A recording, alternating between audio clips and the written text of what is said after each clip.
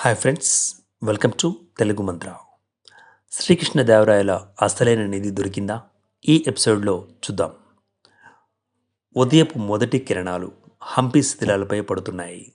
విరూపాక్ష ఆలయ గోపురం, తుంగభద్ర నది, ఇవి కంటికి కనిపిస్తున్నాయి. ఒక ప్రశ్న: 500 సంవత్సరాలుగా వేలాది మంది వెతుకుతున్నారు. చరిత్రకారులు, పురావస్తు శాస్త్రవేత్తలు, ట్రెజర్ హంటర్స్, స్థానికులు. కానీ శ్రీకృష్ణదేవరాయల రాజ ఖజానా ఇప్పటికీ ఎందుకు దొరకలేదు? నిజంగా అలాంటి ఖజానా ఇంకా ఉందా? లేక మనమందరం ఒక పురాణాన్ని వెంబడిస్తున్నామా? పురావస్తు శాఖ ఏం చెబుతోంది? ఇప్పుడు కథలను పక్కన పెడదాం, ఆధారాల గురించి మాట్లాడుకుందాం. హంపి ఈరోజు యునెస్కో ప్రపంచ వారసత్వ ప్రదేశం. ఇక్కడ భారత పురావస్తు సర్వేక్షణ సంస్థ దశాబ్దాలుగా పరిశోధనలు చేస్తోంది. త్రవ్వకాలలో బంగారు నాణాలు, రాగి నాణాలు, ఆభరణాల ముక్కలు, రాజభవనాల అవశేషాలు, వీటితో పాటుగా భూగర్భ జల వ్యవస్థలు, అనేక నిర్మాణాలు వెలుగులోకి వచ్చాయి. కానీ ఒక్క విషయం మాత్రం ఎప్పుడూ దొరకలేదు: ప్రపంచాన్ని ఆశ్చర్యపరిచే ఆ మహా ఖజానా. అయితే ఎందుకు ఇక్కడే అసలు విచారణ మొదలవుతుంది? హంపి మొత్తం ప్రాంతాన్ని ఇప్పటివరకు పూర్తిగా తవ్వారా? సమాధానం లేదు అని తెలుస్తోంది. ఎందుకంటే హంపి ఒక పురాతన నగరం మాత్రమే కాదు, అది సజీవ వారసత్వ ప్రదేశం. ఇక్కడ ప్రతి రాయికి, ప్రతి శిల్పానికి చారిత్రాత్మక విలువ ఉంది. అందుకే ఎక్కడ పడితే అక్కడ తవ్వకాలు చేయడం అసాధ్యం. అందుకే ఇప్పటికీ భూమి అడుగున మనకు తెలియని నిర్మాణాలు ఉండే అవకాశం అన్న అంశాన్ని పూర్తిగా కొట్టి పారేయలేకపోతున్నాం. 2019లో జరిగిన ఒక ఆసక్తికరమైన విషయం: కొన్ని సంవత్సరాల క్రితం హంపి పరిసర ప్రాంతాలలో ఒక భూగర్భ నిర్మాణం వెలుగులోకి వచ్చిందట. అది రాజ్యకాలానికి చెందిందేనా? ఏ ప్రయోజనం కోసం దాన్ని నిర్మించారు? దానిని ఖజానాతో అనుసంధానించడానికి సరిపడా ఆధారాలు లేవు.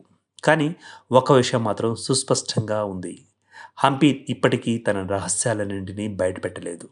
స్థానిక కథలు ఎంతవరకు నిజం? హంపి చుట్టూ ఉన్న గ్రామాలలో ఇప్పటికీ కొన్ని కథలు వినిపిస్తుంటాయి. ఒక కుటుంబం తమ పూర్వీకులు రాజ ఖజానా సంరక్షకులంటూ చెబుతోంది. మరొక కథ ఒక శిల్పంపై రహస్య సంకేతం చెక్కబడి ఉందని చెబుతోంది. ఇంకో కథలో కొన్ని గుహల్లో ఇనుప తలుపులు ఉన్నాయని చెబుతోంది. ఇక్కడ ఒక విషయం గుర్తుంచుకోవాలి: జానపద కథలు చరిత్రకు దారి చూపవచ్చు, కానీ అవి స్వయంగా చారిత్రాత్మక ఆధారాలు మాత్రం కాదు. అందుకే ప్రతి కథను ఆధారాలతోనే పరీక్షించాలి. మరి నిజానికి అత్యంత దగ్గరగా ఉన్న సిద్ధాంతం ఏది? 3 సిద్ధాంతాలను మళ్ళీ గుర్తు చేసుకుందాం. మొదటిది కొండల గుహలు, రెండవది వేర్వేరు రాజ్యాలకు తరలించబడింది, మూడవది దేవాలయాల రహస్య గదులు.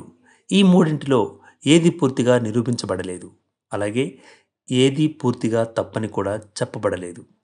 బహుశా నిజం ఈ మూడింటి మధ్య ఎక్కడో దాగి ఉండవచ్చు.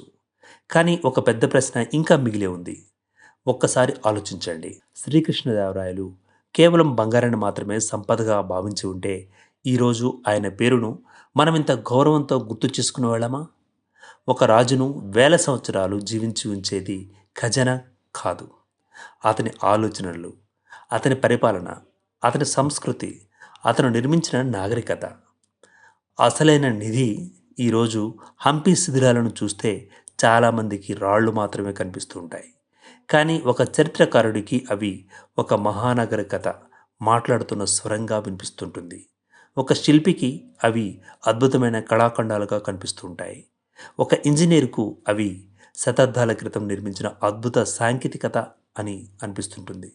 ఒక తెలుగు మనిషికి అవి మన గర్వానికి నిలువెత్తు చిహ్నాలుగా కనిపిస్తాయి. బంగారం కాలంతో కరిగిపోవచ్చు, వజ్రాలు యజమానులు మారవచ్చు, కానీ ఒక నాగరికత ప్రపంచానికి ఇచ్చిన జ్ఞానం, కళ, సాహిత్యం, వాస్తుశిల్పం ఎప్పటికీ నశించిపోవు. అదే శ్రీకృష్ణదేవరాయల అసలైన నిధి. అయితే చివరిగా నేను మీకు ఒక ప్రశ్న వదిలివేస్తున్నాను. మీకు అవకాశం వస్తే హంపిలో ఎక్కడ త్రవ్వకాలు ప్రారంభిస్తారు? కొండలలోనా? దేవాలయం సమీపంలోనా? ఇంకా ఎవరు ఊహించిన చోట? మీ అభిప్రాయాన్ని కామెంట్ రూపంలో తప్పకుండా చెప్పండి. ఎందుకంటే చరిత్రలోని ప్రతి రహస్యం ఒకే ప్రశ్నతో మొదలవుతుంది. ఒకరోజు ఈ 500 ఏళ్ల మిస్టరీకి సమాధానం దొరికే అవకాశం కూడా ఉంది. అంతవరకు హంపి తన నిశ్శబ్ద రాళ్ల మధ్య ఆ రహస్యాన్ని కాపాడుతూనే ఉంటుంది. ఇది కేవలం ఒక నిధి కథ కాదు, ఒక సామ్రాజ్యం తన చివరి శ్వాసలో దాచిపెట్టిన రహస్య గాథ.